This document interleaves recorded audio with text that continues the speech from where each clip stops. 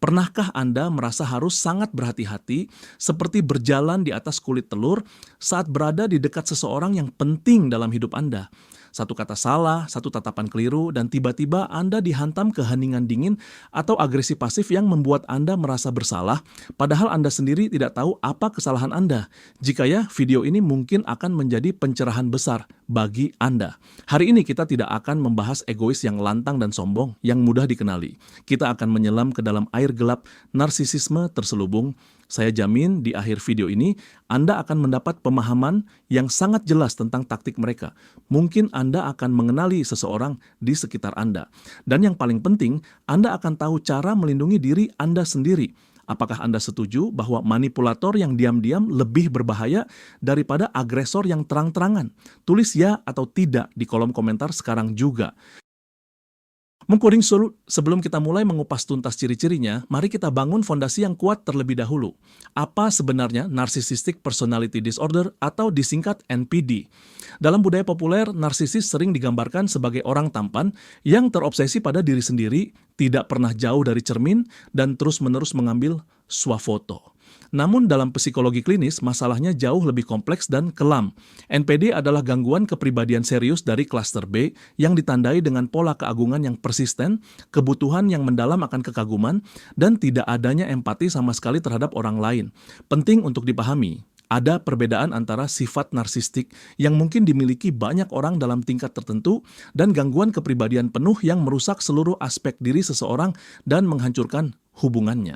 Mitos utama yang akan kita hancurkan hari ini adalah bahwa semua narsisis itu sama. Ada yang disebut narsisis grandiosa atau narsisis terang-terangan, tipe yang lantang dan arogan itu. Dan ada kebalikannya, yaitu narsisis tersembunyi atau narsisis rentan. Dia tidak membanggakan diri, dia justru mengeluh. Dia tidak menuntut secara langsung, melainkan memanipulasi secara halus dengan menempatkan dirinya sebagai korban. Dan justru penyamaran inilah yang membuatnya sangat berbahaya, karena racun yang tidak Anda lihat bekerja jauh lebih efektif.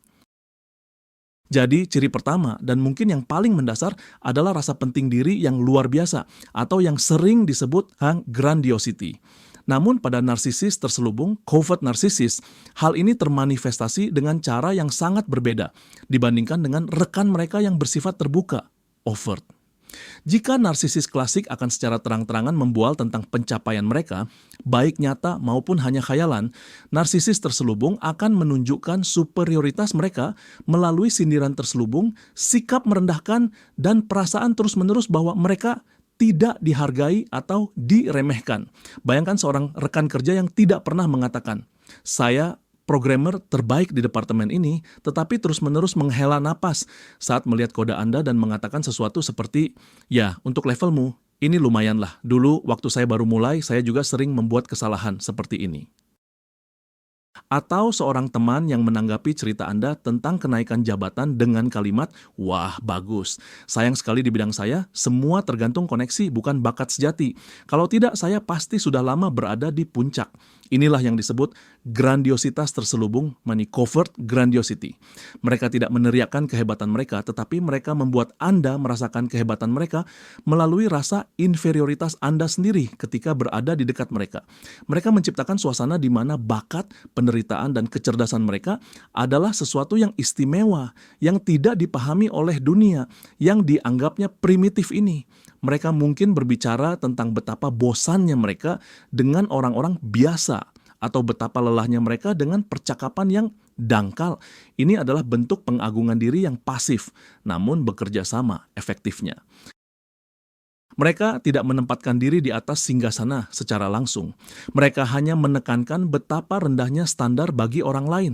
Di balik perilaku ini tersembunyi keyakinan mendalam yang sama akan keunikan dan eksklusivitas diri mereka, hanya saja disajikan dengan bumbu kekecewaan terhadap dunia yang tidak mampu melihat kejeniusan mereka. Ilustrasinya adalah citra jenius yang tidak diakui, yang duduk di sudut pesta, menatap kerumunan yang bersenang-senang dengan pandangan merendahkan, menunjukkan dengan seluruh sikapnya betapa dia lebih unggul dari semua keriuhan itu. Ciri kedua yang erat kaitannya dengan yang pertama adalah terlarutnya mereka dalam fantasi tentang kesuksesan, kekuasaan, kemegahan, kecantikan, atau cinta yang ideal. Semuanya tanpa batas. Pada narsisis yang grandios atau terang-terangan, fantasi ini sering kali diutarakan. Ia akan bercerita tentang calon kerajaan bisnisnya, bagaimana ia akan menaklukkan dunia, atau betapa sempurnanya, nyaris ilahi, cinta yang sedang ia cari.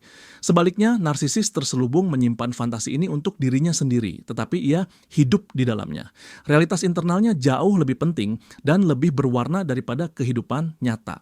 Ini terlihat jelas dari keterputusannya dengan kenyataan. Misalnya, ia mungkin bertahun-tahun bertahan pada pekerjaan bergaji rendah, namun dalam pikirannya, ia adalah seorang strategi jenius yang hanya menunggu momen yang tepat agar semua orang melihat kekuatannya.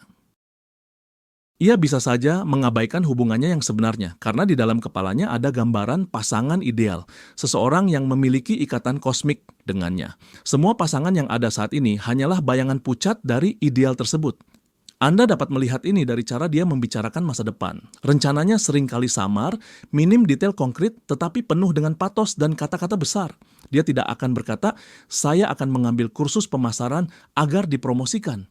Dia akan berkata, "Suatu hari nanti saya akan menciptakan sesuatu yang akan mengubah industri ini." Dunia fantasi ini berfungsi sebagai tempat berlindung dari ketidakamanan dan kegagalan nyata yang ia hadapi. Ketika hidup memberinya pukulan, alih-alih menganalisis kesalahannya, ia akan mundur ke dunia imajinasinya di mana ia sudah menjadi pemenang. Ini juga menjelaskan ketidakmampuannya menikmati hal-hal sederhana dalam hidup. Kegembiraan Anda atas liburan di villa sederhana akan terasa remeh dan dangkal baginya jika dibandingkan dengan perjalanan mentalnya menaiki kapal pesiar mewah di Mediterania. Ia hidup dalam skenario film di mana ia adalah tokoh utama dan semua orang hanyalah figuran yang tidak memahami kedalaman visinya. Contoh yang menonjol adalah tipe orang yang mencibir semua orang sukses, menyebut mereka sok atau tidak berbakat, sementara dia sendiri tidak melakukan apa-apa untuk mencapai kesuksesan. Mengapa? Karena dalam fantasinya, kesuksesan harus datang dengan sendirinya sebagai pengakuan atas kejeniusan bawaannya. Tanda ketiga ini adalah keyakinan kuat bahwa dirinya sungguh istimewa dan unik. Pikirnya, dia itu beda dari yang lain, dan hanya orang-orang yang selevel keistimewaannya, atau punya posisi tinggi saja yang sanggup mengerti dirinya. Pada narsistik grandios atau terbuka, keyakinan ini menjelma menjadi snobisme. Mereka akan membanggakan kenalan dengan orang-orang penting, sering hadir di acara eksklusif, atau kepemilikan barang-barang mewah. Sementara narsistik tersembunyi, covert, menunjukkan keunikannya justru melalui penderitaan dan perbedaan. Mereka mengklaim diri sebagai pribadi yang rumit atau individu dengan struktur jiwa yang sangat sensitif. Masalah yang ia hadapi bukan cuma sekadar masalah, melainkan tragedi eksistensial yang mustahil dipahami oleh orang biasa. Kalau Anda bilang hari Anda buruk di kantor, dia akan membalasnya dengan kisah perjuangan melawan sistem yang ingin menghancurkan semangatnya. Kalau Anda baru putus cinta, baginya seluruh dunia yang ia bangun dari jalinan emosi paling sensitif telah hancur lebur. Kerumitan dan kerentanan yang ia ciptakan ini digunakan sebagai lencana kehormatan, sebagai bukti bahwa ia termasuk kaum elit. Ia bahkan mungkin menciptakan aura misteri di sekitarnya, berbicara penuh teka-teki, mengisyaratkan adanya kehidupan batin yang sangat dalam, yang tentu saja mustahil Anda pahami. Hal ini juga terlihat jelas dari selera atau hobinya. Ia akan meremehkan apapun yang bersifat massal dan populer, menganggapnya sebagai sampah konsumsi publik. Film, musik, dan buku favoritnya sudah pasti berbau underground, bersifat niche, dan bukan konsumsi semua orang. Dengan begitu, ia menekankan bahwa dirinya adalah bagian dari kasta terpilih, orang-orang yang punya kemampuan untuk menghargai seni sejati. Jika Anda mencoba ikut menikmati hobinya, ia mungkin akan bersikap merendahkan, mengisyaratkan bahwa Anda tidak akan pernah bisa memahami kedalaman sesungguhnya. Keyakinan akan keunikan diri ini membuat mustahil bagi Anda untuk membangun hubungan yang setara dengannya. Dia akan selalu memandang Anda sedikit lebih rendah, meskipun ia mencoba menyamarkan sikap itu dengan kerendahan hati atau melankoli. Coba ingat-ingat orang yang selalu menanggapi setiap masalah Anda dengan kalimat, "Iya, aku ngerti, tapi masalah yang aku hadapi jauh lebih rumit." Nah, inilah dia ciri yang dimaksud. Mari kita bahas tanda yang keempat, tuntutan akan kekaguman yang ekstrim. Inilah bahan bakar utama yang menggerakkan mesin seorang narsistik atau yang sering mereka sebut asupan narsistik. Narsistik yang terang-terangan, over, menuntut kekaguman secara belak-belakan.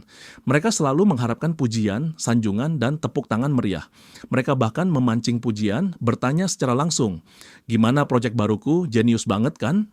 Sementara itu, narsistik tersembunyi, covert, bertindak lebih halus, tapi kebutuhan mereka akan kekaguman sama besarnya. Mereka mendapatkan asupan dengan cara memancing simpati, rasa kasihan, dan pengakuan atas kehebatan mereka dalam menghadapi penderitaan. Mereka akan terus-terusan mengeluh betapa beratnya hidup yang dijalani, bagaimana mereka merasa tidak dimengerti, dan betapa tidak adilnya dunia. Dalam hubungan ini, peran Anda adalah menjadi penghibur abadi, penyemangat yang meyakinkan mereka bahwa mereka itu orang yang kuat, berbakat, dan luar biasa karena bisa mengatasi kesulitan yang tak masuk akal itu. Mereka bahkan bisa meremehkan pencapaiannya sendiri agar Anda lantas membantahnya. Misalnya dia menunjukkan karyanya dan berkata, "Ah, ini cuma coretan, tidak istimewa. Ini jebakan." Jawaban yang mereka tunggu adalah, "Astaga, ini luar biasa. Kamu berbakat, kenapa kamu merendahkan diri sendiri?" Jika Anda hanya menanggapi dengan, "Ya, lumayan," Anda telah melukai ego narsistiknya, memberinya luka narsistik, dan dia pasti akan membalasnya dengan balas dendam dingin. Mereka juga bisa mendapatkan asupan dengan mengambil peran sebagai mentor bijak atau guru. Mereka akan memberi Anda nasihat yang tidak diminta, menggurui, dan kemudian menikmati rasa terima kasih Anda serta pengakuan atas otoritasnya. Kebutuhan narsistik terhadap kekaguman tidak pernah terpuaskan. Sebanyak apapun dukungan dan pujian yang Anda berikan, itu tidak akan pernah cukup. Ibaratnya, ini seperti ember bocor yang mustahil diisi penuh. Begitu efek dari satu dosis kekaguman hilang, mereka langsung membutuhkan yang baru. Kalau asupan itu tidak didapatkan, mereka akan menjadi murung, mudah tersinggung, atau bahkan mulai meremehkan Anda demi memulihkan egonya yang rapuh. Bayangkan seorang teman yang menghubungi Anda hanya untuk mengeluh berjam-jam tentang hidupnya, dan langsung memotong pembicaraan begitu Anda mencoba bercerita tentang diri sendiri. Ciri kelima adalah sense of entitlement, atau dalam istilah psikologi, rasa berhak yang begitu kuat dan menyeluruh. Seorang narsisis sangat yakin bahwa semua orang harus melayaninya. Mereka harus memberinya jalan, melayaninya dengan layanan kelas 1, dan keinginannya harus dipenuhi segera, tanpa pengecualian. Aturan hukum dan norma sosial itu dibuat untuk orang biasa, bukan untuk dirinya. Narsisis yang grandios akan menuntut perlakuan istimewa secara terbuka. Ia bisa membuat kegaduhan di restoran jika mejanya tidak yang terbaik atau mencoba menyerobot antrean karena menganggap waktunya jauh lebih berharga daripada waktu orang lain. Narsisis yang tersembunyi, covert, menunjukkan rasa berhak ini dengan cara yang berbeda, yaitu lewat agresi pasif dan rasa tersinggung. Ia tidak akan berteriak, tapi ia akan menghukum Anda dengan silent treatment, perlakuan diam yang dingin, hanya karena Anda tidak bisa menebak keinginannya. Misalnya, Anda sudah sepakat menonton film, padahal ia ingin ke taman. Ia tidak akan bilang langsung. Sepanjang malam, ia akan cemberut, menghela napas, dan menjawab tidak apa-apa untuk semua pertanyaan Anda. Ia akan membuat Anda merasa bersalah karena gagal membaca pikirannya dan tidak menempatkan keinginan tersembunyinya di atas kepentingan Anda sendiri. Rasa berhak ini menjangkau semua aspek kehidupan. Ia merasa berhak atas waktu Anda, energi Anda, dan sumber daya Anda tanpa perlu memberi imbalan apapun. Ia bisa menelepon Anda jam 3 pagi hanya untuk mencurahkan isi hati, dan ia akan benar-benar tersinggung jika Anda mengatakan ingin tidur. Ia juga bisa mengambil barang atau uang Anda tanpa izin karena ia beranggapan tidak perlu ada rahasia di antara orang dekat. Padahal, di balik semua itu ada keyakinan bahwa batasan pribadi Anda hanyalah omong kosong. Kebutuhannya selalu menjadi prioritas utama. Jika Anda mencoba mempertahankan batasan Anda, ia akan menganggapnya sebagai penghinaan pribadi dan pengkhianatan. Ia bisa menuduh Anda egois, tidak punya hati, atau bahkan mengatakan Anda tidak mencintainya. Ini adalah alat manipulasi yang sangat kuat yang memaksa Anda untuk terus-menerus mengorbankan kepentingan Anda sendiri demi dirinya, hanya untuk menghindari penghakiman atau kecaman diam-diam darinya. Ilustrasinya, pasangan yang berharap Anda meninggalkan semua urusan Anda dan segera datang menemuinya hanya karena ia sedang bad mood dan ia akan marah jika ternyata Anda memiliki rencana lain. Ciri yang keenam, dan ini termasuk yang paling merusak, adalah eksploitasi antar pribadi. Gampangnya, seorang narsisis memanfaatkan orang lain demi mencapai tujuan pribadinya. Bagi dia, orang lain bukanlah individu yang punya perasaan dan keinginan, melainkan hanya fungsi, sumber daya, atau alat. Narsisis grandios melakukannya secara terbuka dan sinis. Dia bahkan bisa mengatakan terus terang, "Aku berteman dengannya karena ayahnya punya koneksi." Dia akan merayu dan mempesona Anda selama dia membutuhkan sesuatu, namun begitu tujuannya tercapai, dia akan kehilangan minat sama sekali dan mungkin pura-pura tak kenal saat berpapasan. Sementara itu, narsisis tertutup mengeksploitasi orang di balik topeng persahabatan, cinta, atau bantuan. Dia sangat mahir memainkan perasaan bersalah, kewajiban, dan belas kasihan. Dia akan memutarbalikkan situasi sehingga dengan membantunya, Anda seolah-olah sedang menjalankan tugas suci atau menjadi orang yang baik dan murah hati. Contohnya, dia mungkin akan terus-menerus meminjam uang, memanfaatkan rasa iba dengan cerita kesialannya, tetapi tidak pernah terburu-buru mengembalikannya. Jika Anda menagih utang, dia akan menuduh Anda materialistis dan berkata, "Aku pikir kita ini teman, tapi ternyata bagimu uang lebih penting daripada pertemanan." Dia bisa menjadikan Anda tempat sampah emosional, melimpahkan semua hal negatifnya. Namun ketika Anda membutuhkan dukungan, dia tiba-tiba akan sangat sibuk atau sekadar meremehkan masalah Anda. Dalam hubungan romantis, eksploitasi mencapai puncaknya. Pasangan bagi narsisis adalah sumber daya utama, kekaguman, perhatian, dukungan finansial, atau status sosial. Dia akan menguras semua energi dan perasaan Anda sampai Anda benar-benar kehabisan. Dan ketika Anda sudah tidak berguna lagi, dia akan membuang Anda begitu saja dan mencari sumber yang baru. Dia tidak mampu memberikan ketulusan timbal balik. Setiap tindakan baik yang dia lakukan bukanlah wujud kebaikan hati, melainkan sebuah investasi.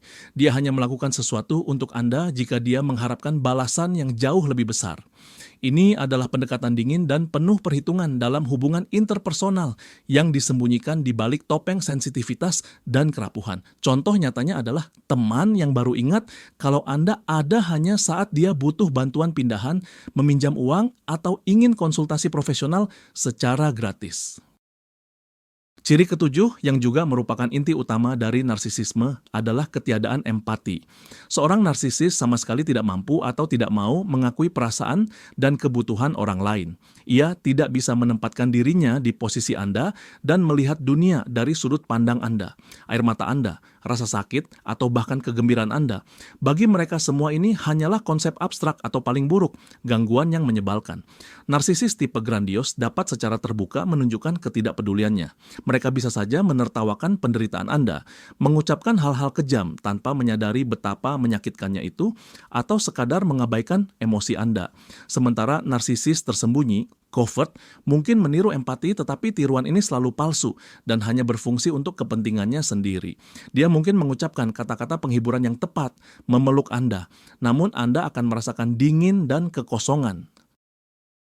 Simpati mereka hanya sebatas permukaan. Dia bisa saja bersimpati agar dirinya terlihat sebagai teman yang baik dan pengertian untuk mendapatkan pujian.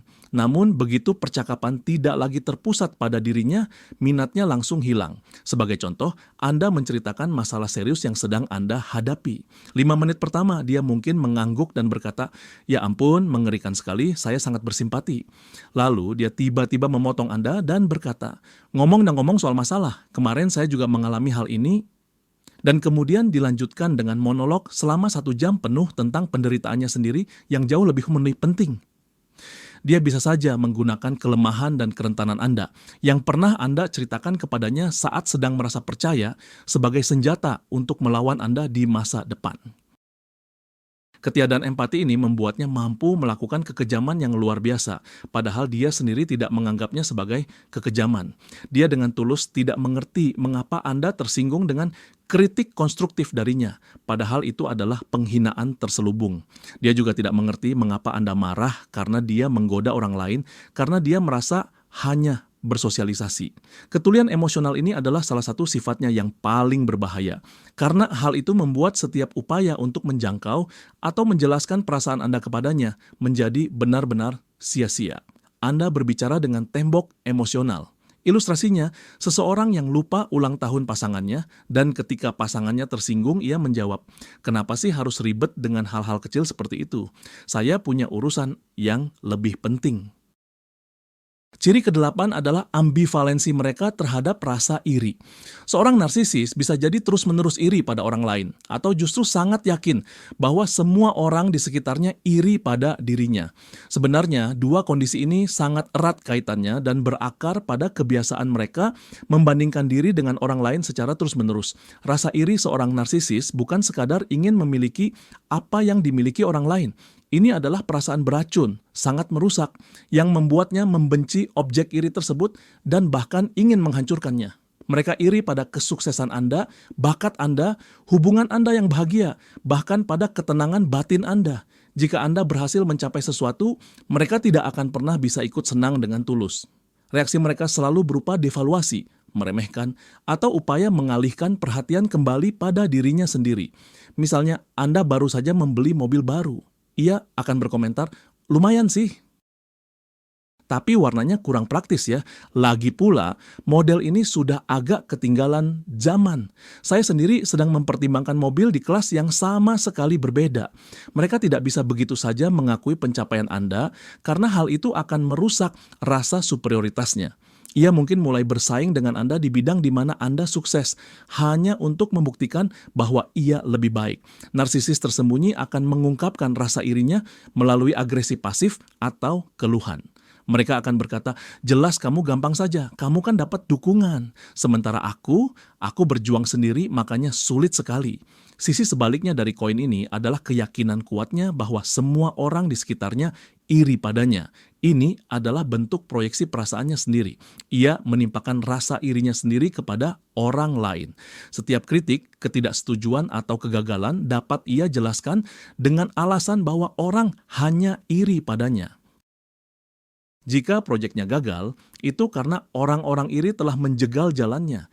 Jika pasangannya meninggalkannya, itu karena sang pasangan tidak tahan dengan kesuksesan dan bakatnya. Keyakinan ini berfungsi untuk melindungi ego rapuhnya agar tidak berhadapan dengan kenyataan. Hal ini memungkinkannya untuk tidak bertanggung jawab atas kegagalannya dan menjaga ilusi keagungan dirinya. Dalam dunianya tidak ada tempat untuk kompetisi yang sehat atau sukacita yang tulus atas keberhasilan orang lain. Hanya ada hierarki di mana ia harus berada di puncak, dan rasa iri, baik yang diarahkan kepadanya maupun yang datang darinya, adalah mata uang utama dalam sistem tersebut. Ciri kesembilan adalah sikap atau perilaku yang angkuh dan sombong. Ini adalah hasil langsung dari rasa superioritas dan rasa berhak yang ia miliki. Seorang narsisis memandang rendah dunia, dan hal ini terlihat jelas dari cara ia berbicara, gerak-gerik, dan tatapannya. Narsisis yang agung akan bertindak dengan kesombongan yang sangat mencolok. Ia akan menyela, menggurui, berbicara dengan nada merendahkan, melontarkan komentar sarkastik, dan memutar matanya saat Anda sedang berbicara. Ia memperlakukan staf layanan seperti pelayan, sopir taksi, atau konsultan, seolah-olah mereka adalah warga kelas 2, bersikap kasar, dan banyak menuntut.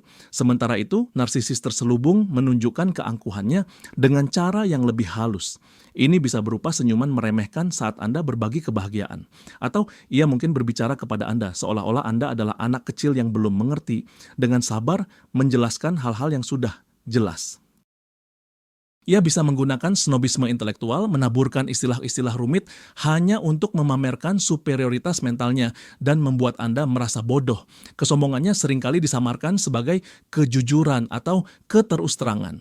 Ia akan mengatakan sesuatu yang menyakitkan lalu menambahkan, "Saya hanya bicara apa adanya, saya tidak suka basa-basi." Padahal ini hanyalah cara untuk merendahkan Anda dan mengangkat dirinya sendiri di atas penderitaan Anda.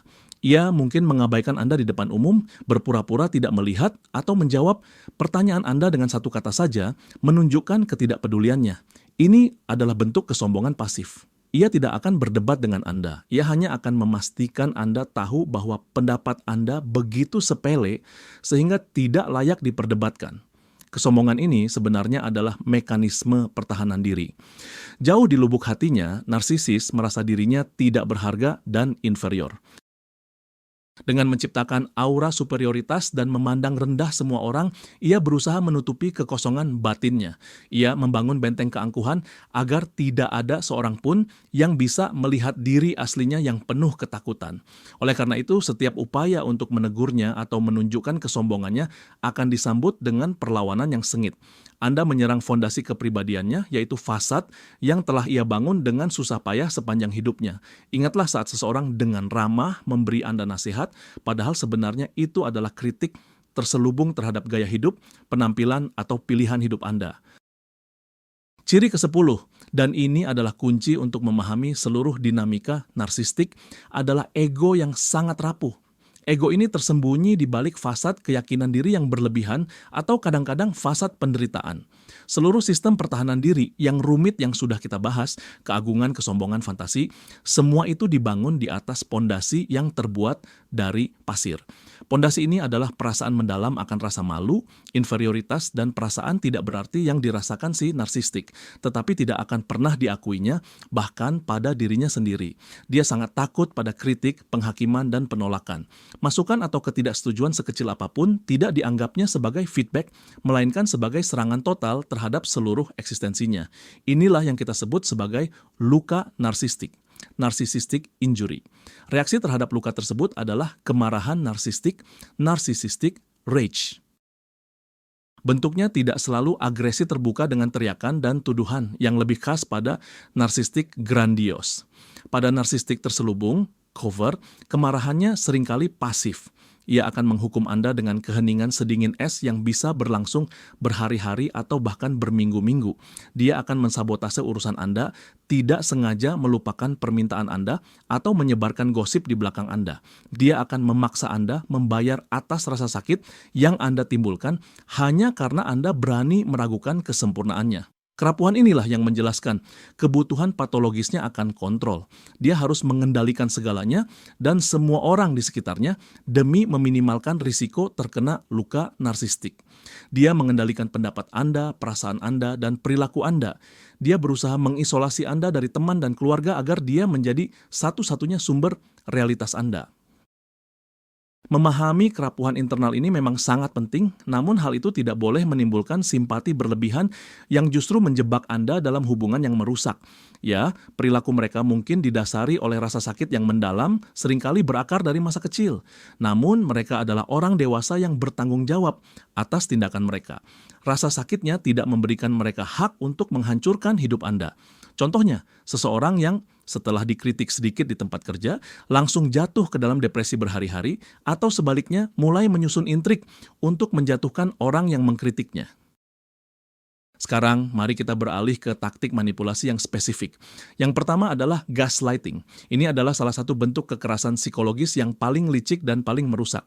Istilah ini berasal dari judul drama Gaslight, Cahaya Gas, di mana seorang suami sengaja membuat istrinya gila dengan memaksanya meragukan persepsi dan realitas dirinya sendiri. Pelaku gaslighting, yang seringkali seorang narsisis, melakukan hal yang sama. Tujuannya adalah menghancurkan rasa percaya diri Anda, memori Anda, perasaan Anda, dan kewarasan Anda demi mendapatkan kendali penuh atas diri Anda. Lalu bagaimana praktik gaslighting ini terlihat di dunia nyata? Pertama, ia akan menyangkal fakta yang jelas. Anda ingat betul dia berjanji akan melakukan sesuatu. Ketika Anda mengingatkannya, ia akan menatap Anda dengan keheranan yang tulus dan berkata, "Saya tidak pernah mengatakan itu. Anda salah dengar. Anda mengada-ada." Dia akan melakukannya dengan sangat yakin dan gigih, sehingga Anda benar-benar mulai meragukan ingatan Anda sendiri. Kedua, ia akan meremehkan perasaan Anda. Anda berkata, "Saya merasa sakit hati ketika Anda mengatakan itu." Ia menjawab, "Anda terlalu sensitif. Anda tidak punya selera humor, Anda terlalu memikirkan segalanya." Ia tidak hanya tidak setuju dengan Anda, ia menyangkal hak Anda untuk merasakan perasaan tersebut, menampilkan reaksi Anda sebagai sesuatu yang tidak wajar atau berlebihan. Ketiga, ia akan memproyeksikan tindakannya pada Anda. Misalnya, dia sendiri yang berselingkuh, tetapi terus-menerus menuduh Anda tidak setia, membuat adegan cemburu, dan memeriksa ponsel Anda.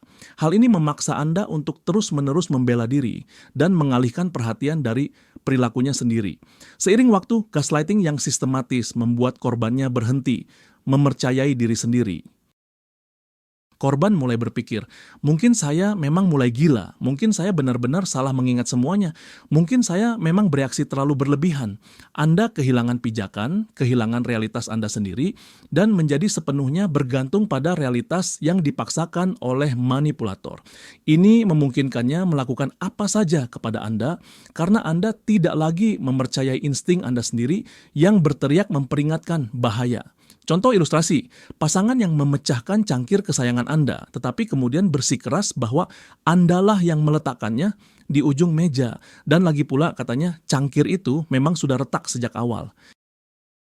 Taktik berikutnya yang biasanya menandai dimulainya hubungan dengan seorang narsisis adalah pengeboman cinta atau love bombing. Di tahap awal perkenalan, si narsisis akan berubah menjadi pasangan ideal, persis seperti yang Anda impikan. Ia akan membanjiri Anda dengan pujian, hadiah, dan perhatian. Ia akan mengucapkan hal-hal yang selalu ingin Anda dengar. Kamu adalah belahan jiwaku, aku belum pernah mencintai siapapun seperti ini. Atau kita memang diciptakan untuk bersama. Dia akan meniru, mirroring, minat, hobi, dan nilai-nilai Anda. Anda suka film art house? Tiba-tiba dia mengaku sebagai penggemar beratnya.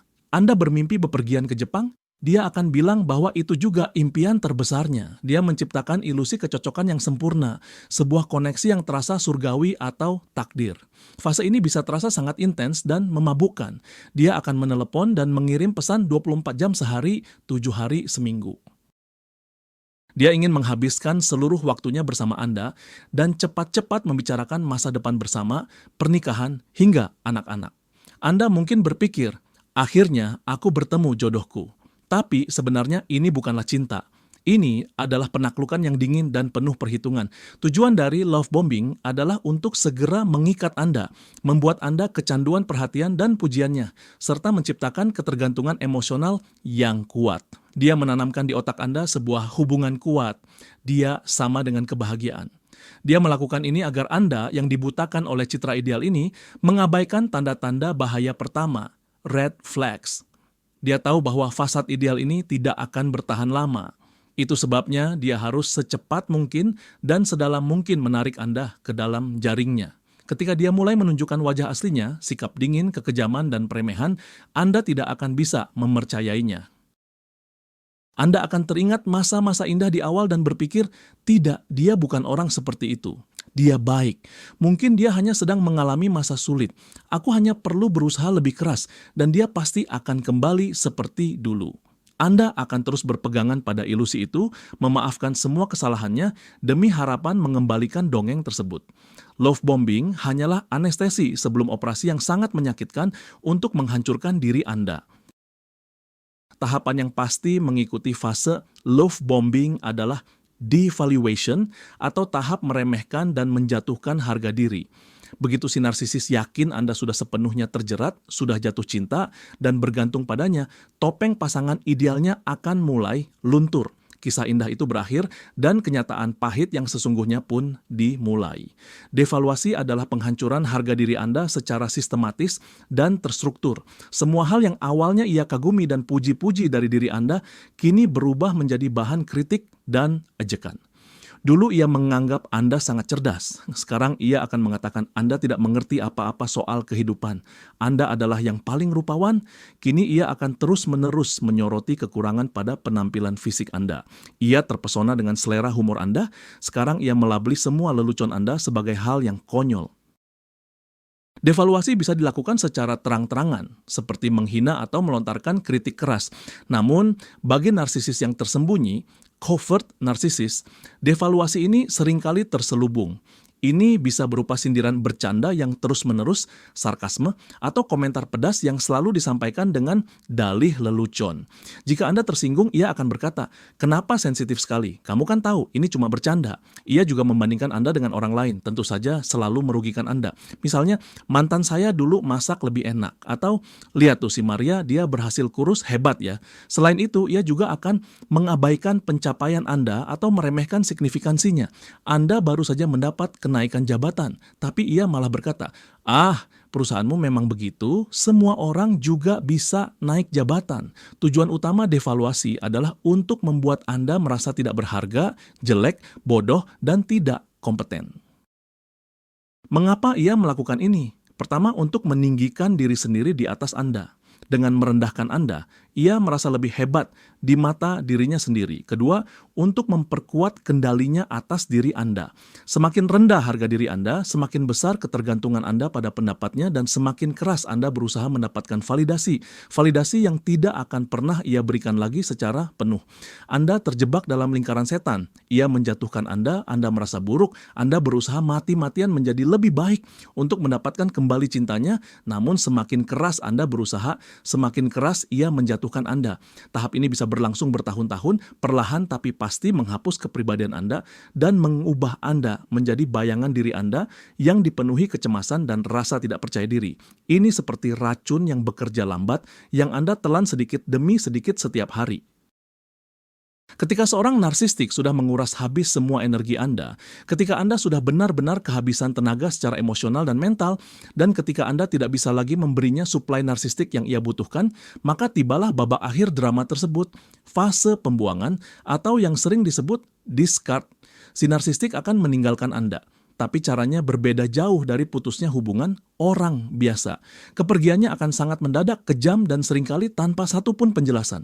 Baru kemarin dia mengucapkan kata cinta, tapi hari ini dia tiba-tiba menghilang, memblokir Anda di semua media sosial, dan tidak menjawab panggilan telepon. Atau dia bisa saja membuat keributan besar tanpa alasan jelas, menuduh Anda melakukan segala kesalahan fatal, lalu pergi memposisikan dirinya sebagai korban yang tidak bersalah, sementara Anda dikesankan sebagai monster.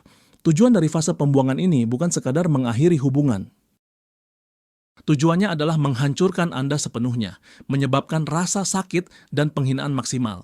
Dia ingin meninggalkan Anda dalam kondisi hancur lebur dengan perasaan bahwa Andalah yang bersalah atas semua yang terjadi dan bahwa Anda memang tidak cukup baik. Seringkali saat fase pembuangan tiba, si narsistik sudah memiliki sumber suplai baru, dia tidak pergi ke ruang kosong. Jauh-jauh hari dia sudah mencari pengganti dan memulai fase love bombing dengannya, bahkan saat Anda masih berada dalam hubungan dengannya. Dan dia tidak akan segan memberitahu Anda tentang hal itu, mungkin dengan mengunggah foto-foto mesra bersama pasangan barunya seminggu setelah perpisahan Anda, hanya untuk menambah rasa sakit Anda. Bagi korban, fase pembuangan ini adalah sebuah kejutan besar. Anda tidak bisa memahami bagaimana orang yang bersumpah cinta abadi bisa melakukan hal seperti itu. Anda mencari-cari penyebab dalam diri Anda, menganalisis setiap langkah, mencoba memahami apa yang telah Anda lakukan salah, padahal kenyataannya adalah Anda tidak melakukan apa-apa. Anda hanya kehabisan suplai, baterai Anda habis dan dia membuangnya untuk dipasangi baterai baru. Ini adalah manifestasi paling sinis dan tidak manusiawi dari kurangnya empati yang ia miliki.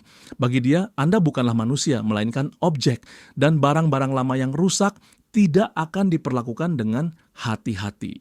Mereka akan langsung dibuang ke tempat sampah. Contoh nyata, pasangan yang setelah 10 tahun menikah suatu hari mengemasi barang dan pergi hanya meninggalkan catatan berisi 3 kata atau bahkan hanya berhenti pulang ke rumah sama sekali. Namun jangan salah sangka, fase pembuangan, discard, itu belum tentu akhir dari cerita. Ketika seorang narsistik menyadari bahwa sumber suplainya yang baru tidak sebagus Anda atau dia mulai bosan, dia akan mencoba kembali. Proses ini dinamakan hoovering. Dia mencoba menyedot Anda kembali. Narsistik layaknya penyedot debu akan berusaha keras untuk menarik Anda kembali ke dalam hubungan toksik yang merusak. Metode hoovering bisa beragam. Ini bisa berupa pesan mendadak tengah malam, "Aku merindukanmu." Atau bisa jadi like yang tidak sengaja pada foto lama Anda di media sosial. Dia mungkin mulai bercerita kepada teman bersama kalian betapa menyesalnya dia atas perpisahan itu dan betapa besar cintanya pada Anda. Dia bisa mengirimkan bunga di hari ulang tahun atau mengucapkan selamat hari raya seolah tidak terjadi apa-apa. Dia bisa bermain drama dan menguras empati Anda, menceritakan betapa buruknya hidupnya tanpa Anda, bagaimana dia sakit, atau masalah besar yang sedang dihadapinya. Dia mungkin mengaktifkan kembali mode love bombing, berjanji bahwa dia telah berubah, dia sudah menyadari semua kesalahannya, dan kali ini semuanya akan berbeda. Dia akan mengucapkan semua yang sangat ingin Anda dengar, dan inilah titik yang paling berbahaya. Jika Anda masih memiliki ikatan emosional, jika Anda belum sepenuhnya pulih dari rasa sakit itu, godaan untuk mempercayainya akan sangat besar. Anda mendambakan kembalinya sosok sempurna yang Anda kenal di awal hubungan. Anda mungkin berpikir, bagaimana kalau kali ini dia benar-benar berubah? Haruskah aku memberinya kesempatan lagi? Tapi Anda harus ingat, seorang narsistik tidak akan pernah berubah. Ini bukan penyesalan sejati, ini bukan cinta. Ini hanyalah upaya untuk merebut kembali sumber suplai yang nyaman dan mudah diakses. Begitu Anda menyerah dan kembali, siklus love bombing, devaluasi, dan pembuangan akan dimulai dari awal lagi. Dan percayalah, setiap putaran baru akan berjalan semakin cepat dan semakin menghancurkan. Satu-satunya cara untuk melindungi diri dari hovering adalah pemutusan kontak yang mutlak dan total, no contact. Blokir dia dari semua media sosial, dari telepon, dan hindari pertemuan di lingkungan teman bersama.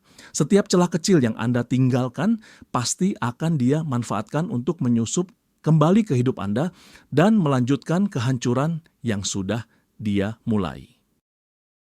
Untuk benar-benar memahami perilaku seorang narsisis, kita perlu menyelami satu konsep kunci, pasokan narsistik atau narcissistic supply. Ini bukan sekadar perhatian atau pujian dalam arti biasa.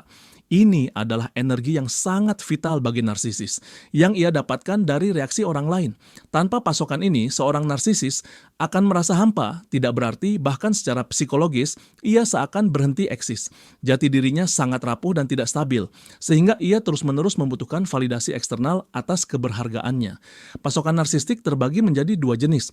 Pasokan primer adalah reaksi yang secara langsung mengukuhkan keagungannya atau grandiositasnya. Pujian, sanjungan, kekaguman, kepatuhan, dan pemujaan. Ini adalah jenis yang ia dapatkan saat fase love bombing.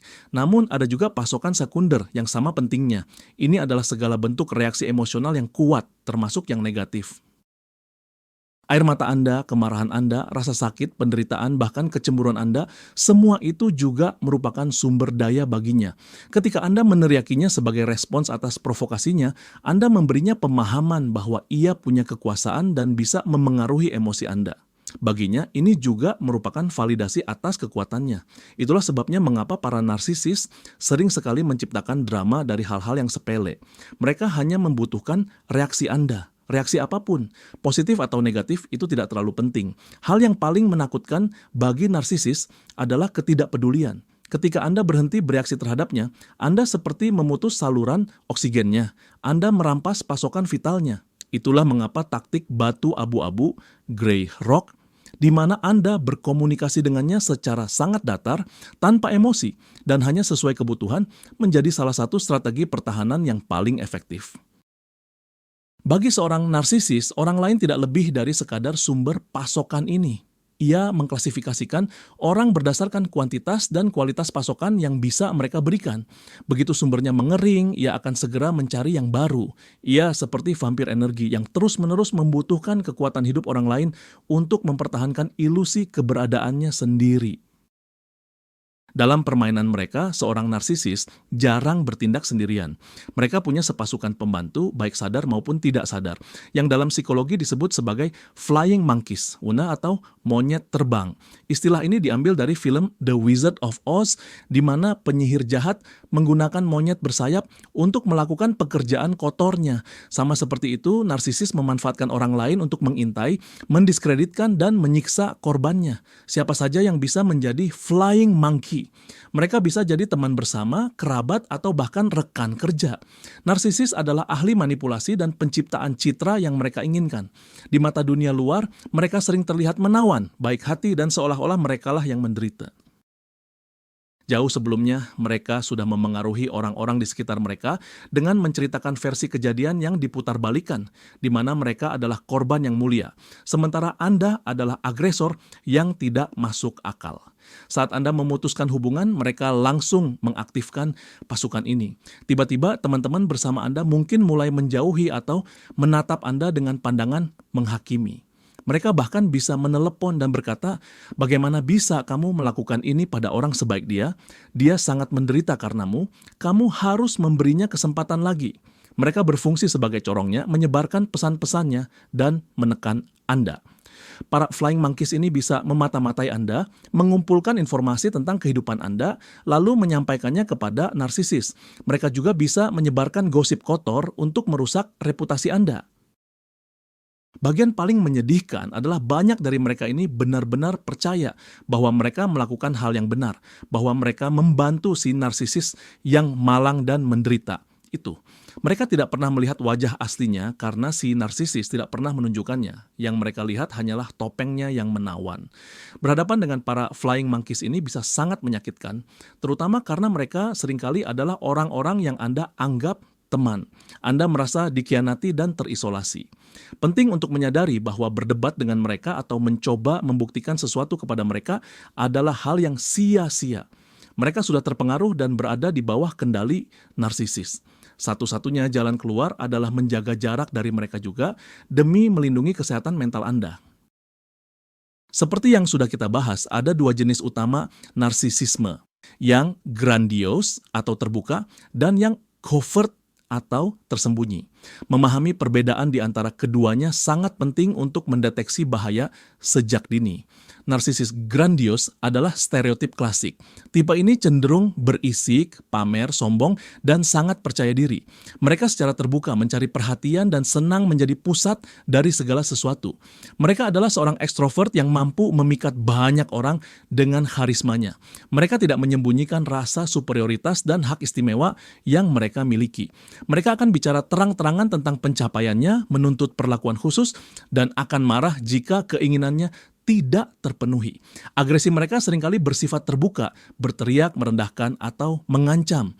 Tipe ini relatif mudah dikenali karena perilakunya sangat mencolok. Narsisis covert adalah kebalikan total dari tipe grandios dalam hal penampilan luar. Mereka cenderung pendiam, tertutup, dan introvert. Mereka tidak pamer, sebaliknya mereka justru sering mengeluh dan merendahkan diri sendiri. Mereka tidak menuntut perhatian, tetapi secara manipulatif menariknya dengan memainkan peran korban. Slogan mereka seolah, "Kasihanilah aku yang paling malang." Mereka terlihat sangat sensitif, mudah terluka, dan pemalu. Namun, jangan tertipu oleh topeng ini. Di dalamnya mereka memiliki keagungan yang sama, kebutuhan akan kekaguman yang sama, dan ketiadaan empati yang sama. Hanya saja mereka mencapai tujuannya dengan metode yang berbeda. Agresi mereka bersifat pasif, keheningan yang dingin, silent treatment, sabotase, pengabaian, dan sikap merajuk. Mereka akan membuat Anda merasa bersalah tanpa mengucapkan sepatah kata pun. Narsisis covert jauh lebih berbahaya daripada yang grandios karena mereka lebih sulit dideteksi. Manipulasi mereka lebih halus dan licik. Anda bisa bertahun-tahun menjalin hubungan dengan mereka, merasa sengsara tanpa mengerti alasannya. Anda mungkin berpikir masalahnya ada pada diri Anda, bahwa Anda tidak cukup mendukung atau justru menyakiti mereka. Padahal Anda hanyalah korban manipulator ulung yang menyembunyikan sifat predatornya di balik topeng kerentanan. Penting untuk diingat bahwa kedua tipe ini sama-sama toksik dan merusak bagi lingkungan sekitar. Metodenya mungkin berbeda, tapi esensinya sama. Salah satu ciri utama narsisis tersembunyi adalah kemahirannya yang luar biasa dalam memainkan peran korban. Dia selalu berada dalam kondisi menderita, seolah-olah seluruh dunia menentangnya. Bosnya tidak menghargainya, teman-temannya mengkhianati, dan pasangannya tidak mengerti. Dia mengumpulkan semua rasa sakit hati dan ketidakadilan, baik yang nyata maupun yang hanya ada dalam pikirannya, lalu terus-menerus mengungkitnya di depan orang lain. Citra korban abadi ini adalah alat manipulasi yang sangat kuat. Pertama, imgeo ini memicu simpati dan keinginan untuk membantu dari orang-orang di sekitarnya. Anda melihat seseorang yang malang dan secara naluriah ingin melindunginya, menghibur, dan mendukungnya. Anda mulai menginvestasikan energi, waktu, dan sumber daya Anda berusaha mati-matian untuk menyelamatkannya. Kedua, peran korban menghilangkan semua tanggung jawab atas tindakannya. Dia tidak pernah salah. Jika proyeknya gagal di tempat kerja, yang salah adalah rekan kerjanya yang tidak mendukung. Jika dia selingkuh, pasangannya lah yang salah karena kurang memberinya perhatian. Jika dia membentak Anda yang salah karena membuatnya kesal, memancingnya. Dia sangat mahir dalam mengalihkan kesalahan. Mencoba menuntutnya bertanggung jawab pasti akan sia-sia. Dia akan langsung bercerita betapa berat hidupnya, bagaimana dia disakiti sejak kecil, dan pada akhirnya Andalah yang akan merasa bersalah karena berani menyalahkannya. Ketiga, citra ini memberinya keunggulan moral. Dia adalah orang yang menderita, seorang martir yang dengan tabah menanggung pukulan nasib. Sementara semua orang di sekitarnya hanyalah manusia yang kejam dan tidak berperasaan. Ini memungkinkannya untuk memandang rendah semua orang, bahkan ketika dia berada dalam posisi korban. Berada di dekat orang seperti ini sangat melelahkan. Anda merasa terus-menerus harus menyelamatkannya, tetapi semua upaya Anda sia-sia karena dia tidak punya niat untuk berubah. Sebenarnya dia tidak butuh solusi atas masalahnya, dia butuh masalah itu sendiri. Karena masalah itulah yang memberinya perhatian, simpati, dan sumber daya narsistik yang sangat ia dambakan. Dia mendapatkan kepuasan dari proses penderitaan dan keluhan itu sendiri. Agresi pasif adalah bahasa utama yang digunakan oleh seorang narsisis tersembunyi. Mereka jarang terlibat dalam konfrontasi terbuka karena hal itu tidak sesuai dengan citra diri mereka sebagai korban yang sensitif dan rentan. Sebaliknya, mereka menggunakan cara-cara tidak langsung dan terselubung untuk melampiaskan kemarahan serta ketidakpuasan yang seringkali membuat Anda gila dan meragukan kewarasan diri sendiri. Apa saja bentuk agresi pasif ini? Yang pertama dan utama adalah hukuman diam.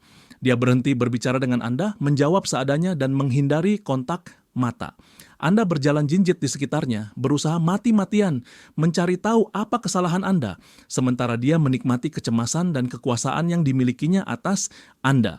Bentuk lain adalah ketidaksengajaan, berupa lupa atau sabotase. Dia lupa memenuhi permintaan penting Anda. Dia secara tidak sengaja terlambat menghadiri pertemuan yang sangat Anda nantikan. Dia juga secara tidak sengaja merusak barang kesayangan Anda. Mereka selalu punya alasan yang polos dan tidak bersalah untuk semua itu, padahal sebenarnya itu adalah bentuk balas dendam yang tersembunyi. Ada juga pujian yang ambigu atau sering disebut pujian beracun, backhanded compliments. Misalnya, gaun ini sangat cocok untukmu, bagus bisa menutupi tubuhmu yang agak berisi itu. Atau, laporan ini sangat bagus, saya tidak menyangka kamu bisa mengerjakannya sebaik ini. Secara formal itu pujian, tapi intinya adalah penghinaan.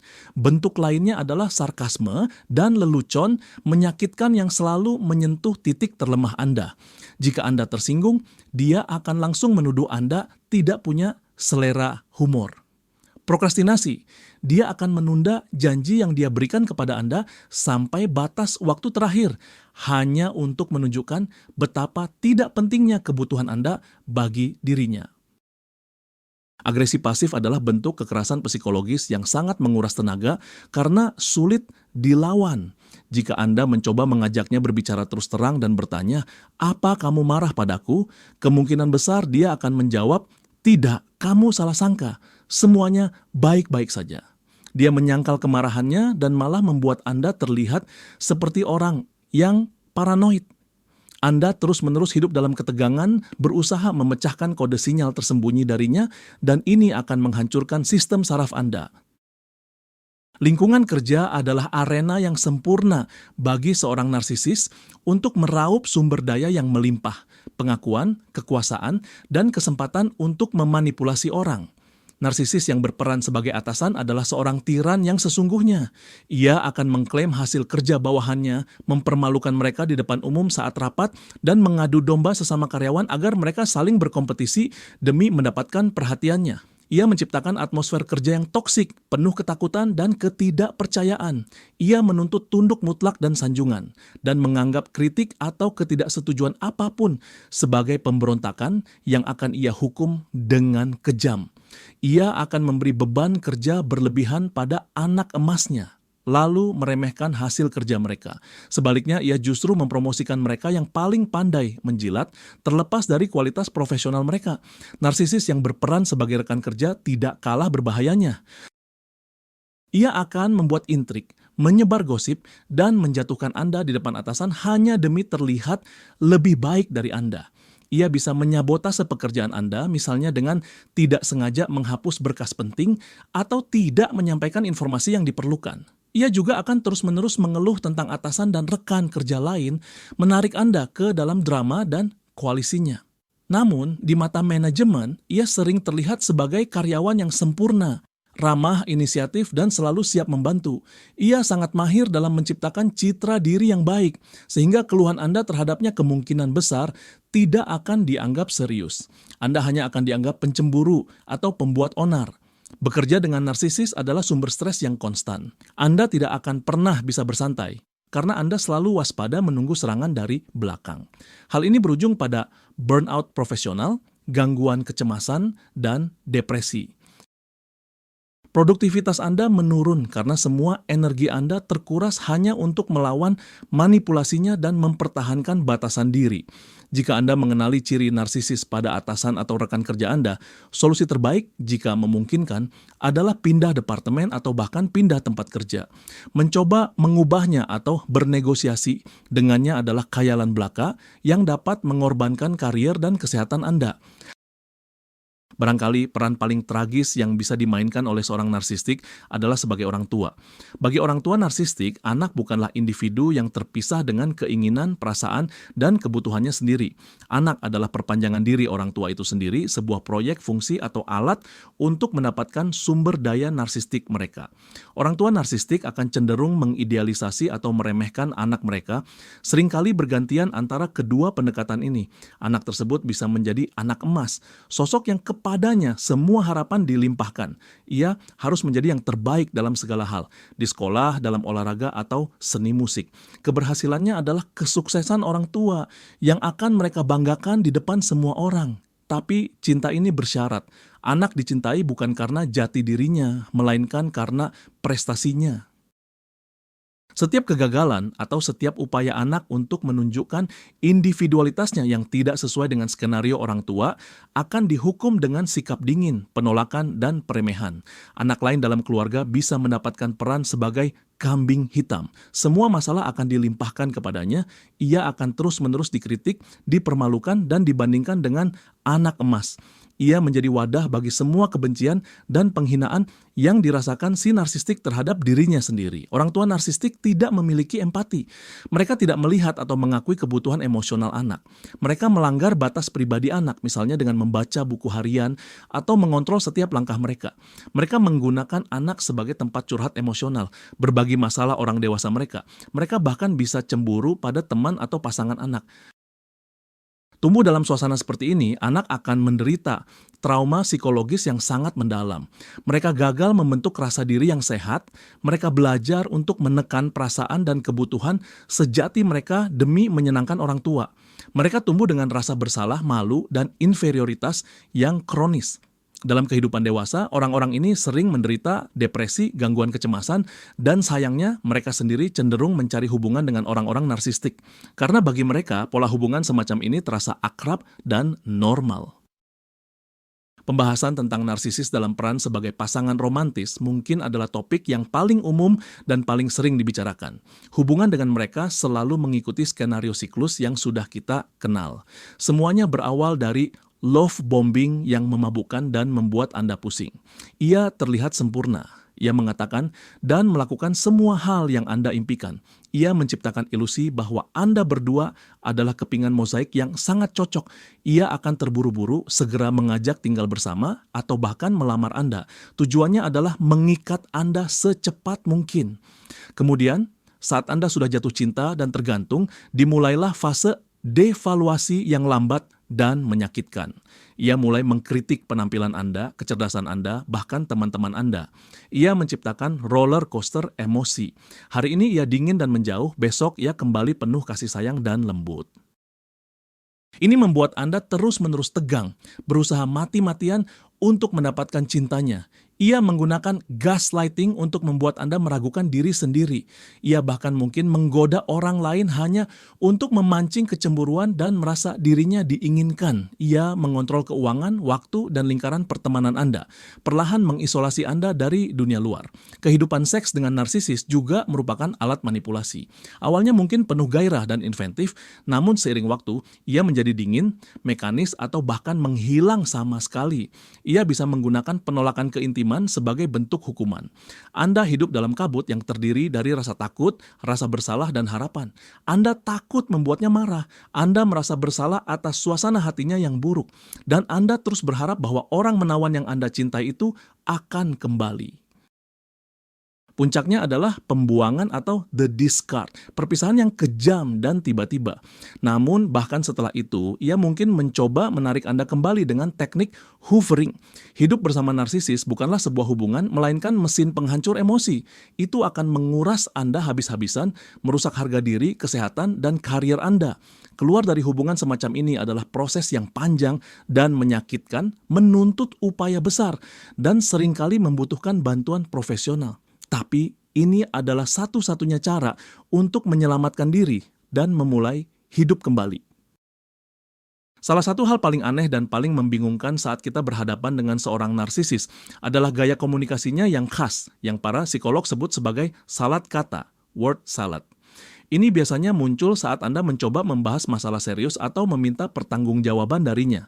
Alih-alih terlibat dalam diskusi yang konstruktif, narsisis akan melontarkan rentetan kalimat yang kacau, tidak logis dan kontradiktif, sama sekali tidak relevan dengan topik yang sedang dibicarakan. Dia akan melompat dari satu topik ke topik lain, menyalahkan Anda atas kejadian 10 tahun lalu, mengutip filsuf, atau menggunakan analogi yang sama sekali tidak pas. Secara tata bahasa, ucapannya mungkin terdengar benar, tetapi esensinya nol, sama sekali tidak ada maknanya. Tujuan utama dari salad kata ini adalah untuk mengelak dari jawaban, membingungkan Anda, membuat Anda tersesat, dan akhirnya menghabiskan seluruh energi Anda. Anda memulai percakapan dengan pertanyaan yang jelas, tetapi setelah setengah jam, Anda bahkan lupa dari mana asal mula pembicaraan itu dan merasa benar-benar terkuras dan bodoh. Anda berusaha keras menangkap satu gagasannya, tetapi ia langsung melompat ke gagasan lain. Ketika Anda mencoba menariknya kembali ke topik utama, ia justru menuduh Anda karena tidak mau mendengarkannya. Rasanya seperti mencoba menangkap belut dengan tangan kosong. Di akhir diskusi semacam ini, Anda ditinggalkan dengan perasaan kalah, padahal Anda bahkan tidak mengerti permainan apa yang sedang ia mainkan. Sementara itu, sang narsisis keluar sebagai pemenang. Ia berhasil tidak menjawab pertanyaan Anda, tidak mengakui kesalahannya, dan sebagai bonus, ia membuat Anda merasa seperti orang idiot. Ini adalah taktik yang sangat efektif untuk melindungi egonya. Ia menciptakan tabir asap yang tebal dari kata-kata, menyembunyikan kesalahannya dan keengganannya untuk mengambil tanggung jawab. Jika Anda menyadari bahwa setelah setiap percakapan serius dengan seseorang, kepala Anda terasa sakit dan otak Anda seperti baru saja di blender, kemungkinan besar Anda sedang berhadapan dengan master salad kata sejati. Salah satu mekanisme pertahanan diri klasik para narsisis adalah proyeksi. Proyeksi adalah tindakan di mana seseorang memproyeksikan atau menimpakan pikiran, perasaan, motif, atau sifatnya sendiri yang dianggap tidak dapat diterima kepada orang lain. Seorang narsisis tidak akan pernah mau mengakui kekurangan apapun pada dirinya karena hal itu akan menghancurkan citra dirinya yang agung dan sempurna. Jadi ia membuang kekurangan tersebut dari kesadarannya dan menempelkannya pada orang lain yang paling sering adalah pasangannya. Bagaimana cara kerjanya? Suami narsisis yang suka selingkuh akan menunjukkan kecemburuan buta pada istrinya dan menuduh sang istri berselingkuh setiap saat. Narsisis yang suka berbohong akan terus-menerus mengatakan bahwa semua orang berbohong kepadanya dan tidak ada seorang pun yang bisa dipercaya. Narsisis yang malas dan tidak bertanggung jawab akan menyalahkan Anda karena tidak melakukan apa-apa di rumah. Sementara narsisis yang egois akan menyebut Anda egois, terutama saat Anda baru pertama kali setelah sekian lama memutuskan untuk melakukan sesuatu demi diri sendiri. Proyeksi adalah taktik yang sangat licik. Pertama, taktik ini memungkinkan si narsisis mempertahankan citra dirinya yang tanpa celah di matanya sendiri. Dia bukan pembohong, Anda yang pembohong. Dia bukan egois, Anda yang egois. Kedua, taktik ini membuat Anda bingung dan terus-menerus harus membela diri. Anda menghabiskan banyak sekali energi untuk membuktikan bahwa Anda tidak seperti yang dia gambarkan. Anda bahkan mulai meragukan diri sendiri. Jangan-jangan saya memang benar-benar egois? Ketiga, ini mengalihkan perhatian dari perilaku si narsisis yang sebenarnya.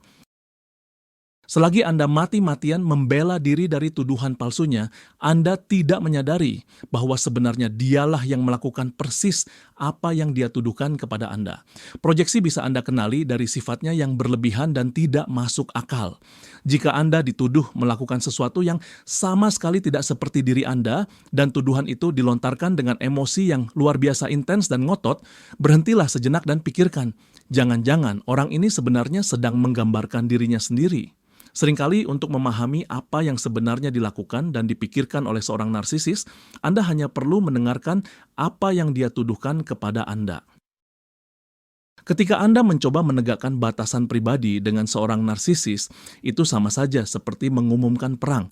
Bagi mereka, istilah batasan itu sungguh asing. Seorang narsisis tidak melihat Anda sebagai individu yang terpisah, melainkan sebagai perpanjangan dari diri mereka sendiri, seperti milik mereka. Itulah sebabnya setiap upaya Anda untuk mengatakan tidak untuk mempertahankan hak atas waktu pribadi, pendapat sendiri, atau bersosialisasi dengan orang lain akan dianggap sebagai tindakan agresi, pengkhianatan, bahkan penghinaan pribadi. Apa reaksinya? Yang pertama, kemarahan. Mereka bisa melancarkan skandal, membentak Anda, dan menuduh Anda egois dan tidak punya hati. Mereka akan berkata, bagaimana kamu tega melakukan ini padaku setelah semua yang sudah aku lakukan untukmu? Yang kedua, manipulasi rasa bersalah. Mereka akan mulai mengemis simpati, berpura-pura menjadi korban yang tersakiti. Mereka akan melontarkan kalimat seperti, kamu menyakitiku, aku tidak pantas diperlakukan begini, atau sepertinya aku sudah tidak penting lagi bagimu. Mereka akan membuat Anda merasa seperti monster yang kejam dan tidak berperasaan, hanya karena Anda mencoba menjaga diri sendiri. Yang ketiga, mengabaikan batasan Anda sepenuhnya. Anda mungkin sudah berulang kali mengatakan untuk tidak melakukan sesuatu, tetapi mereka akan tetap melakukannya seolah-olah tidak mendengar apapun. Mereka akan secara demonstratif melanggar aturan Anda untuk menunjukkan siapa yang berkuasa di sini. Mereka mungkin mulai menghukum Anda atas keberanian Anda, melalui diam 1000 bahasa, perlakuan dingin, atau membatalkan rencana bersama. Mereka akan melakukan segala cara agar Anda menyadari menegakkan batasan itu menyakitkan dan sia-sia. Banyak orang yang menghadapi reaksi badai seperti ini akhirnya menyerah dan membiarkan narsisis terus melanggar batasan mereka hanya demi menghindari konflik. Tapi itu jalan buntu. Satu-satunya cara untuk menyelamatkan diri Anda dalam hubungan ini adalah dengan mempertahankan batasan secara konsisten dan tegas, terlepas dari semua manipulasi dan histeria mereka. Jika mereka secara mutlak tidak mau menghormati batasan Anda, itu adalah sinyal jelas bahwa hubungan ini harus segera diakhiri. Sebab hubungan tanpa batasan pribadi bukanlah sebuah hubungan, itu adalah perbudakan. Untuk mengerti mengapa seseorang bisa menjadi narsisis, kita harus melihat kembali masa kecilnya. Gangguan kepribadian narsistik, GKN, bukanlah sesuatu yang muncul tiba-tiba. Biasanya akar dari masalah ini adalah trauma masa kecil yang mendalam dan rasa malu yang melumpuhkan. Ada dua teori utama mengenai pembentukan GKN. Yang pertama adalah teori masa kecil yang dingin, yakni kurangnya kehangatan emosional. Anak tumbuh dalam suasana hampa emosi, penuh penolakan, kritik yang tiada henti, dan selalu diremehkan. Perasaan dan kebutuhan mereka yang sesungguhnya diabaikan. Kasih sayang yang diberikan tidaklah tanpa syarat, melainkan hanya sebagai imbalan atas pencapaian, nilai bagus atau kemenangan dalam olahraga. Anak itu pun menyerap pemahaman bahwa jati diri mereka yang sebenarnya tidak dicintai dan tidak berharga. Demi bertahan hidup di lingkungan seperti itu dan mendapatkan sedikit saja kasih sayang, si anak menciptakan ego palsu yang agung. Sebuah citra ideal yang mereka yakini akan dicintai.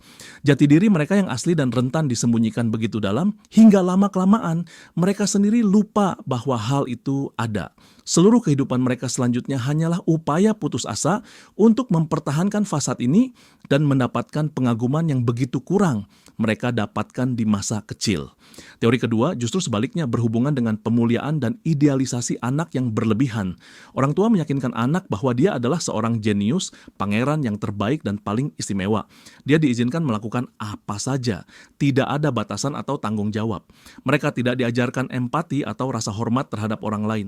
Anak itu tumbuh dengan keyakinan kuat akan keistimewaan dirinya dan haknya untuk diperlakukan secara khusus. Namun, dalam kasus ini pun, jati dirinya yang sesungguhnya gagal berkembang. Mereka dicintai bukan karena siapa mereka, melainkan karena citra ideal yang diciptakan oleh orang tua. Ketika berhadapan dengan dunia nyata di mana mereka tidak dianggap sebagai pusat alam semesta, mereka mengalami guncangan dan trauma narsistik. Dalam kedua skenario ini, inti permasalahannya adalah rasa malu yang toksik, perasaan mendalam bahwa diri mereka buruk atau cacat, dan seluruh konstruksi narsistik yang terbentuk hanyalah mekanisme pertahanan yang rumit dan tidak adaptif untuk menghindari perasaan yang tak tertahankan ini. Para korban kekerasan narsistik sering dihantui pertanyaan, kenapa harus saya? Kenapa saya memilih pasangan seperti ini? Apa yang salah dengan diri saya? Ini adalah pertanyaan krusial, dan ternyata jawabannya terletak pada masa lalu Anda sendiri. Kita menarik orang-orang tertentu ke dalam hidup kita, dan itu bukanlah suatu kebetulan. Seringkali orang-orang yang paling mudah jatuh ke dalam perangkap narsisis adalah mereka yang memiliki ciri kepribadian tertentu. Pertama, mereka adalah orang-orang dengan empati tinggi. Para empati sangat peka terhadap penderitaan orang lain. Mereka punya kecenderungan alami untuk berbelas kasih dan terdorong untuk menolong atau menjadi penyelamat. Narsisis tersembunyi yang mengenakan topeng korban adalah target yang sempurna bagi seorang penyelamat. Anda melihat penderitaannya dan ingin menolong, ingin menyembuhkannya dengan cinta Anda. Anda memberikan seluruh jiwa Anda tanpa menyadari bahwa dia sedang menguras habis seluruh energi Anda. Kedua, mereka yang tumbuh besar di keluarga dengan orang tua yang narsistik atau dingin secara emosional. Bagi mereka, model hubungan yang harus selalu berjuang mendapatkan cinta, di mana perasaan mereka diremehkan dan batasan pribadi dilanggar, adalah hal yang sudah akrab. Secara bawah sadar, mereka mencari pasangan yang akan menciptakan kembali skenario yang mereka kenal sejak kecil, berharap kali ini mereka bisa memenangkan permainan itu dan akhirnya mendapatkan cinta yang selalu mereka rindukan. Ketiga, mereka yang memiliki harga diri rendah dan batasan diri yang lemah. Yang mereka tidak percaya pada perasaan mereka sendiri dan sulit mengatakan tidak. Narsisis akan dengan cepat membaca ini dan tahu bahwa orang ini mudah dikendalikan.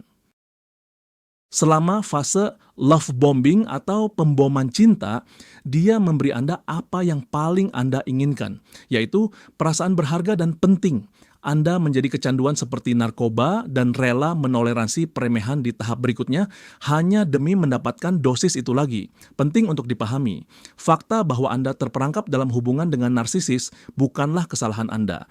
Yang bersalah adalah pelaku kekerasan, bukan korban. Namun, menyadari kerentanan diri yang membuat Anda menjadi target manipulator, itulah langkah pertama dan terpenting menuju penyembuhan dan bekal untuk membangun hubungan yang sehat dan bahagia di masa depan.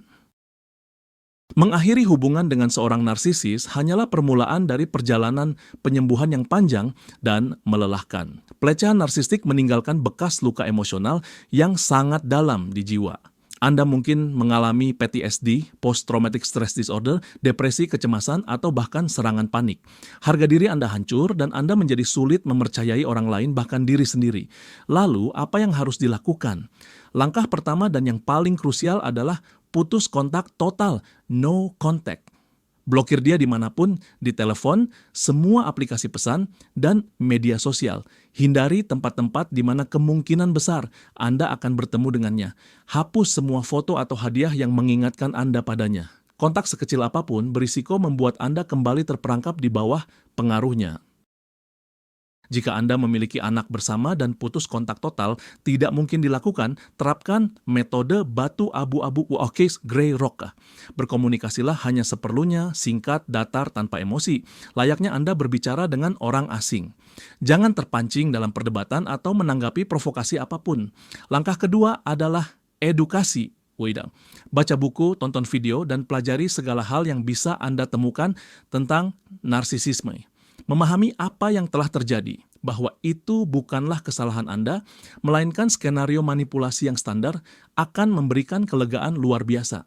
Anda akan berhenti menyalahkan diri sendiri dan mulai melihat situasi secara lebih objektif.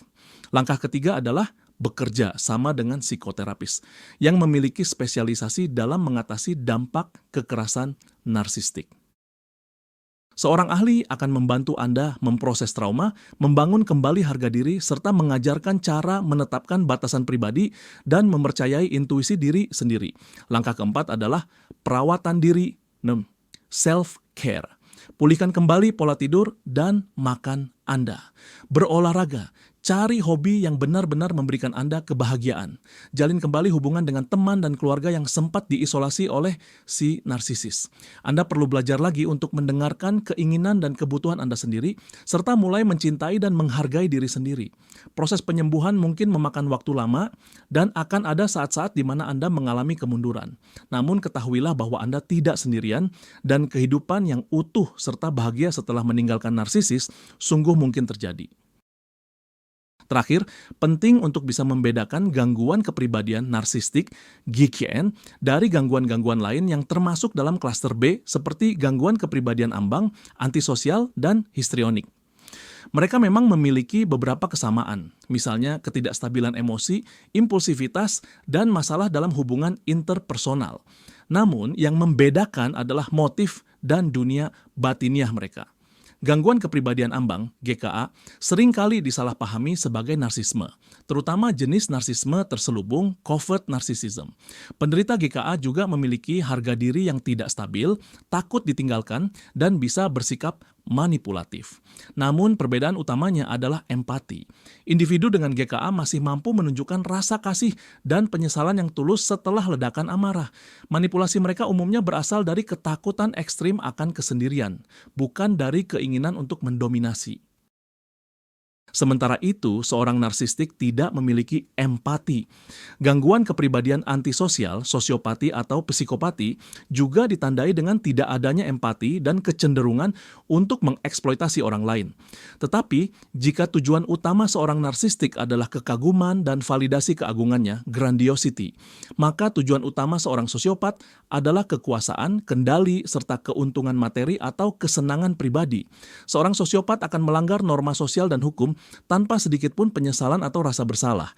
Narsistik juga bisa melanggar hukum, tetapi mereka jauh lebih peduli dengan citra diri dan bagaimana mereka terlihat di mata orang lain. Gangguan kepribadian histrionik. Individu dengan gangguan ini, sama seperti narsistik, sangat mendambakan perhatian. Namun, mereka bersedia mendapatkan perhatian itu dengan cara apapun, bahkan jika harus terlihat konyol atau memalukan. Mereka bersifat teatrikal, ekspresif, dan emosi mereka dapat berubah dengan cepat. Sementara narsistik tidak hanya haus perhatian, tetapi secara spesifik haus akan kekaguman. Mereka tidak akan pernah membiarkan diri mereka terlihat direndahkan atau memalukan. Diagnosis yang akurat adalah urusan psikiater profesional. Tetapi bagi Anda, sebagai orang awam penting untuk memahami satu hal. Tidak terlalu penting apa diagnosis spesifik orang yang secara sistematis merusak hidup Anda. Yang penting adalah Anda mengenali perilaku toksik tersebut, melindungi batasan diri Anda, dan jika perlu, menjauh demi menjaga kesehatan mental dan fisik Anda sendiri. Akhirnya, kita telah mencapai akhir dari pembahasan mendalam kita tentang dunia narsisisme. Kita sudah mengupas habis 30 aspek kunci. Mulai dari sifat grandiosity yang tersembunyi dan fantasi kesuksesan, hingga taktik destruktif seperti gaslighting, love bombing, dan fase pembuangan, discard yang kejam. Kita telah melihat bagaimana seorang narsisis menggunakan orang lain, bagaimana mereka menyembunyikan harga diri mereka yang rapuh di balik topeng kesombongan, dan bagaimana trauma masa kecil mengubah mereka menjadi predator emosional. Kesimpulan terpenting dan mungkin yang paling mengejutkan yang dapat kita tarik adalah seorang narsisis tidak mampu merasakan cinta sejati dan menjalani hubungan yang intim.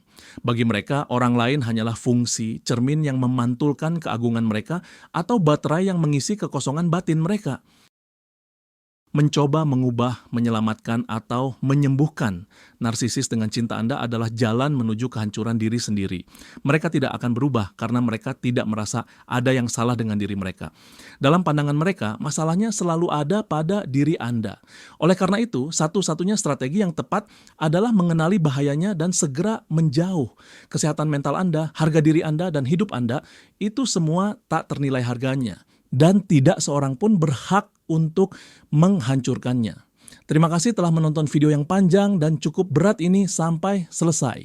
Jika Anda merasa konten ini bermanfaat, silakan berikan like dan subscribe ke channel ini agar tidak ketinggalan pembahasan baru lainnya. Sekarang ada satu pertanyaan penting untuk komunitas kita. Dari semua ciri atau taktik yang kami jelaskan, mana yang paling Anda kenali dan mengapa? Bagikan kisah atau pemikiran Anda di kolom komentar. Pengalaman Anda dapat membantu orang lain membuka mata dan menemukan kekuatan untuk keluar dari hubungan yang toksik. Jaga diri Anda baik-baik.